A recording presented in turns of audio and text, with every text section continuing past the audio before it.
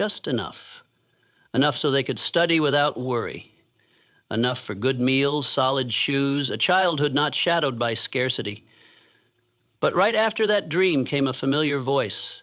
I'm selfish for wanting more. A good mother should know how to settle.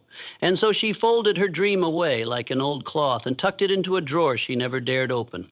Until one day, she saw her eldest child give up their only glass of milk for the youngest. Something broke open inside her, not because of the milk, but because she knew if she didn't dare to dream differently, this cycle would repeat for another generation. And from that moment, she began to own her dream.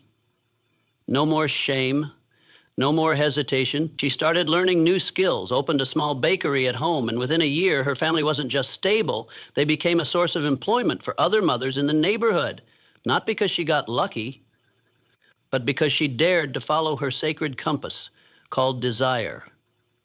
I share this because I know so many people, like you, carry beautiful dreams, but have never dared to name them. You fear people will think you're greedy. You fear the pain of disappointment. You fear that if you expect too much, you'll be crushed if you don't get it. But you know what?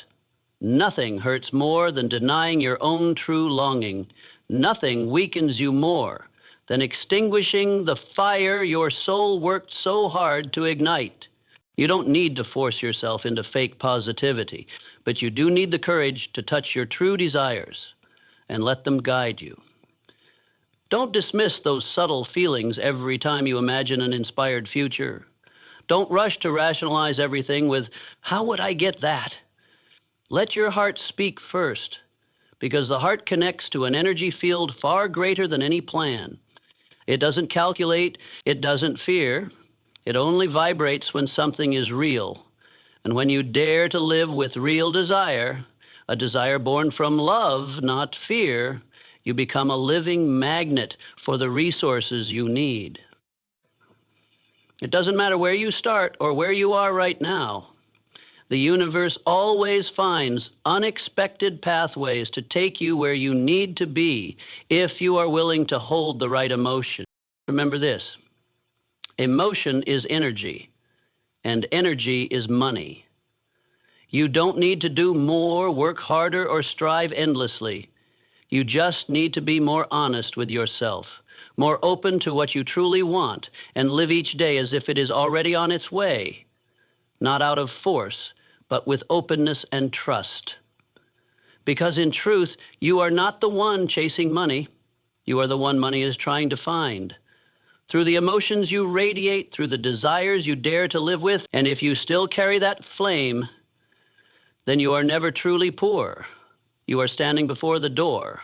The only thing left is to open your heart and walk through. There's a paradox I've come to realize after years of living and observing. When true wealth approaches, many people step back. They don't rush toward it.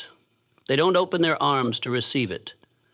They hesitate, get confused, feel afraid, wondering whether they deserve it, whether it might be a trap, whether they'll be able to hold on to it.